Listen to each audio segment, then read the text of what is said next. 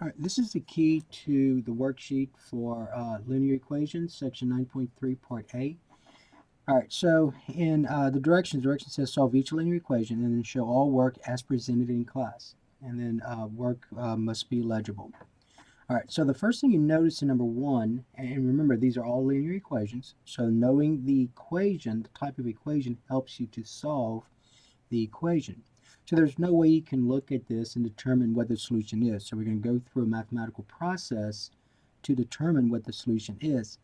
You'll notice though that you do have parentheses involved, and when you look at this side, when you read it, this reads as -3 times the expression that's inside the parentheses. So we're going to use the distributive property. So you're going to use the distributive property first. So every term that's inside the parentheses, you're going to multiply by -3. So I get -8y plus 3 equals, and then -3 times 2y is a -6y, and then -3 times a +5 is a -15. Now at this point in the process, you would look to see if you can combine any like terms on each side. And so in this case, there are no like terms on each side. So the next step then is to bring all the variables one side and constants to the other. So that's how you would solve a linear equation. It does not matter which side you bring terms on. It does not matter, as long as you do the process correctly. All right, so keep in mind that this is like a balance scale. So you want to keep this thing balanced. So for example, if I want to bring the variables to the right side, then you got to think about, well, I want to bring this -6y over to the other side. So in order to do that, I'm either going to have to subtract 6y from both sides. And remember, what you do to one side, you have to do the other. But subtracting 6y, if you look at this, is not going to help, because a -6y and a -6y is a -12y. And so you want this to be a 0. So, so what you're going to do instead is you're going to add 6y to both sides. Now remember, look at this equal sign right here. Don't put an equal sign, but just look at this. So it's like you're putting something on the scale of a balance. So you're going to add 6y here. On the other side of the balance, you're going to add 6y here. And notice I'm aligning my like terms. Because in the process, whenever you use the addition property of equality, which is what I just used, the addition property of equality. So basically, the addition property of equality says that if I add or subtract a term, an expression from one side, then I have to do it to the other side. Okay, and then at this process, usually after this process, you're going to combine like terms. So a -8y plus 6y is a -2y. So I get -2y plus 3 equal, and this is, when I combine that, that's 0. And that's what you wanted here. And that's equal to and 0 minus 15 is a -15. So then we get into the process where we can actually determine what the solution is. So the solution of this equation will be the same as the solution of this equation, and so on. So these equations are all equivalent. Okay, so notice that in this case, you'll have the variables on one side and then the constants on both sides. So let's get rid of the constants. Let's bring the constants to the other side, to the right side. So right now I'm adding 3. The opposite of adding 3 is subtracting 3. So now you're going to add 3 to both sides, because 3 plus 3 is 6. That doesn't help you. So you're going to subtract 3. And what I do to one side, notice the equal sign. You go to the other side of the equal sign, you do the same thing. So when you do it this way, it helps you to organize your thought processes. And then remember, I just used the addition property of equality. That's what I just did. And then you can combine like terms. So +3 and -3 is 0. And so you get -2y plus 0 is -2y equal. And then a -15 and a -3 is a -18. And now I'm going to go ahead and rewrite this over. Okay, so if you look at this, really in the process, you want to eventually get the variable y by itself. So some of you can look at this and say -2 times a +9 is a -18, and say right away that the solution is a +9. But you really, what we're looking for is that you actually go and you use the process one more step. You got to do one more step. So right now I'm multiplying y by -2, because that's what that says. -2y means -2 times y. And so the opposite of multiplication is division, because what you want is the coefficient of y to be a 1. Well, right now, the coefficient of y is a -2. So the only way to get that to be a 1 is to divide by -2. All right, so the opposite of multiplication is division. And so if you look at this, now we have -2 divided by -2. That's what that says, -2 divided by -2. Remember, any number divided by itself, any real number divided by itself is a +1. So I get 1 times y is y, and then a negative divided by negative is a positive. And so a -18 divided by -2 is a +9. Okay, so that's the process we went through, and you can use the same thing with this one. So number 2, we have parentheses again. So let's go ahead and use a distributive property. So remember, I'm using the word distributive property. And so if I use a distributive property, I'm going to say -3 times x is a -3x. A -3 times a -2 is a +6. And then just rewrite everything else. So the first, do one thing at a time, so you don't get yourself confused and you don't write anything that's mathematically incorrect. So in the process, if you write something that's mathematically incorrect, even though you may get the right answer, the mathematically incorrect thing that you wrote does not give you full credit, because there's something wrong with what you're thinking about or how you're dealing with it. So things must be mathematically correct as you go through the process. That's an understood thing in mathematics. So once you get rid of the parentheses, once you use the distributive property, the next step, just like we did here, was to see if I could combine like terms. And I can here, because a -3x and a -2x is a -5x. I get -5x. And then I can combine the constants. These are constants. A +6 and a +4 is a +10. Equal. On this side, there are no like terms, so I'm just going to rewrite it over. Now this looks like we had here. All right, so let's go ahead and bring the variables to one side. Let's go ahead and bring the variables to the left. Actually, this time, let's do it to the right, because I'm just going to switch it over. Over here, we brought it to the left. Over here, we brought it to the right. We're going to bring it to the right. Does not matter. So I want to deal with the variable first, the variable term first. So this is a -5x, though. So if I subtract 5x, that's not going to help me, because a -5x and a -5x would be a -10x. So I've got to add 5x to both sides. So notice the equal sign. I do 1 on this side, 1 on that side. Okay? All right, then we're going to combine like terms. So remember, I just used the addition property of equality. Now we're going to combine like terms. A -5x and a +5x is 0. 0 plus 10 is 10. Equal.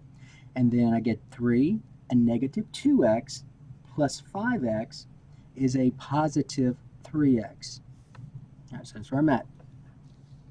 Okay, so remember, you're trying to get the variable by itself. So you have the term, so if you look at this, you have constants on both sides, and you have a variable term all on one side.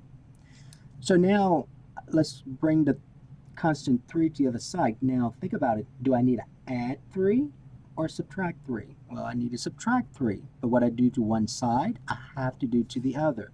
So again, that's the addition property of equality. What you add to one side, you add to the other. And then let's combine like terms. 10 minus 3 is 7. So I get 7 equal. This is 0, and 0 plus 3x is 3x.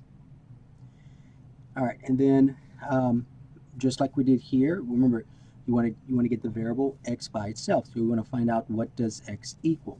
So remember, the coefficient of x is 1, so I need this to be a 1. Right now it's a 3. So this reads 3 times x. In order to get that to be a 1, I've got to divide by 3. But what I do to one side, I have to do to the other. So what I'm using here is a multiplication property of equality. Multiplication property of equality. So as you go through the process, you're going to use the addition property of equality and the multiplication property of equality. So notice, when I use the addition property of equality, I use it a couple of times. I used it here, I used it here. Same thing here. When I did the addition property of equality, I used it here, I used it here. It's really at the end where you can use the multiplication property of equality. So multiplication property of equality basically says, if I multiply one side by a number, I've got to do it to the other side. If I divide one side by a number, I've got to do the other side, or a term, okay, or a factor. All right, so there is, don't say the division property of equality. We call it the multiplication property of equality. All right, so I get the 3 divided by 3 is 1, so that's what I wanted, and then I get 7/3. And if you want to, notice this is an improper fraction, so if you want to, you can also write x equals 7/3 as 2 and 1/3. All right, so that's our solution. So our solution is x equals 7/3. All right, number 3. So again, we have parentheses involved. So notice this time there are 2 of them. Now, a mistake people make is they see this right here and they want to say 7 minus 3 is 4. You cannot do that. You got to use the order of operations. You got to think about the order of operations. So multiplying by 4 will give you a wrong solution. Will not give you the right solution, I should say. So let's distribute the negative 3. Think of this as negative 3 because 7 subtract 3 means the same thing as 7 plus a negative 3. Okay, those mean the same thing. So let's distribute the negative 3. And over here we're going to distribute the 2. So I get 7. All right, a negative 3 times 2x is a negative 6x. A negative 3 times a negative 1 is a positive 3. So notice what I said, negative 3 times a negative 1. Because a negative times a negative is a positive, 3 times 1 is 3. Equal, distribute the 2 here, 2 times x is 2x, 2 times 3 is 6. I get 2x plus 6 minus 9. So notice there are 3 terms here, and then there are also 3 terms here. All right, now let's combine like terms. So I'm going to go ahead and put the variable term first. I get negative 6x. I can combine the constant. 7 plus 3 is 10, so you got to say 7, negative 6x plus 10. Equal, and then over here, combine the constants again. I get 2x. 6 minus 9 is a negative 3, so I get 2x minus 3. All right, so now that brings us to the process from previously. So let's go ahead and bring the variables to the left-hand side this time. So adding 2x or subtracting 2x, so you're going to end up subtracting 2x, because adding 2x is not going to help, because 2x plus 2x is 4x. You want this to be a 0. But what I do to one side, I have to go to the other side of the equal sign and do the same thing. So I'm going to subtract 2x. And so now we can combine like terms. I just use the addition property of equality. I'm going to combine like terms. A negative 6x and a negative 2x is a negative 8x plus 10 equal, and then 0 subtract 3 is a negative 3. All right, so then I'm going to subtract 10 from both sides. So the addition property of equality, because I want this to be a 0 when I combine like terms. And so I get negative 8x equal, and then a negative 3 and a negative 10 is a negative 13. All right, so I'm going to go ahead and rewrite this over. All right, now remember, you want the coefficient of x to be a 1. Right now it's a negative 8. So remember, when you read this, this reads at negative 8 times x. So the opposite of multiplication is division. So that's the only way you can get a coefficient of 1 is to divide negative 8 by itself. But what I do to one side, I have to do to the other. So notice you got to say it. You don't just put it here, because mathematically that won't be correct anymore. You got to write things mathematically correct. Divide negative 8, divide negative 8. And so negative 8 divided by negative 8 is 1. 1 times x is x. And then negative divided by negative is a positive, so I get 13/8. So what some students do, so that's your solution. Or you can write a mixed number, so it'll be 1 and 5/8. But keep in mind, when I discuss this right here, this is what some students do. So they'll say, I'm going to divide this by negative 8, okay? And then they'll say x equal negative 13 over negative 8, which is 13/8. But mathematically, what you just did was not correct, because this is an equation. So when you do this, you're basically saying, all right, this is 1. Now you're saying x equal negative 13, which is not true. So you would lose points in this process even though you ended up with the right answer. So in mathematics, you got to make sure that your statements are correct. Every statement you write is correct. So you got to remember, what I do to one side, I have to do to the other. So you have to say this. Okay, so just keep that in mind so you don't lose any points on a worksheet, a test, whatever the project is. All right, over here, distribute. I got negative 5 times 2t is a negative 10t. A negative 5 times a negative 3 is a positive 15. Then plus 8t equal 3t minus 4. Combine like terms, a negative 8t and a positive 8t is a negative 2t. So I get negative 2t plus 15 equal 3t minus 4. Okay, so this time I'll just go ahead and bring the variables to the right side, just kind of change it up. So this is a negative 2t though. So in order to get this to be a 0, in order for me to get rid of this term right here, I've got to do the opposite of what I see. So a negative 2t, the opposite is a positive 2t. So I'm going to add 2t to both sides. And notice I'm aligning my like terms, and I'm doing one on, I'm adding 2t to one side, I'm adding 2t to the other side. So mathematically what I'm writing is correct. Then I can combine like terms. That's 0. 0 plus 15 is 15 equal, and then 3t plus 2t is 5t, and then minus 4. And now remember, we're almost at what I want. So I need to bring the constants to the other side now. So I'm subtracting 4. Let's go ahead and add 4. And notice, in order for it to be mathematically correct, you got to say plus 4 on each side. So this is the addition property of equality. So now let's combine like terms. 15 plus 4 is 19 equal, that's 0 here. Negative 4 and positive 4 is 0. That's what you wanted, and you're left with the term 5t. So remember, you're trying to get t by itself, coefficient of 1. Right now the coefficient is 5. So we can divide both sides by 5. You got to say divide by 5, and then on the other side you got to do the same thing. Otherwise it's not correct anymore. Your statement is not correct. All right, so now 5 divided by 5 is 1. 1 times t is t, which is what I wanted. And so I get 19 fifths. Or you could say that would be what? 3 and 4 fifths?